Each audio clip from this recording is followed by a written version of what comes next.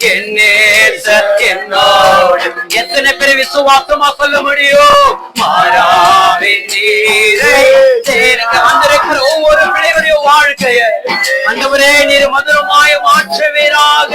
ஆமென்.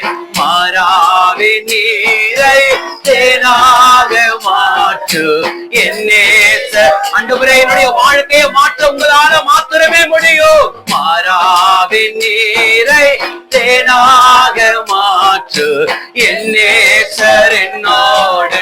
வாழ்க்கையில கசப்புகள், வாழ்க்கையில் கசப்பு கலந்திட்டு அவருடைய பாதத்துல சொல்லுங்க, பாசமுள்ள ஒரு மரம்.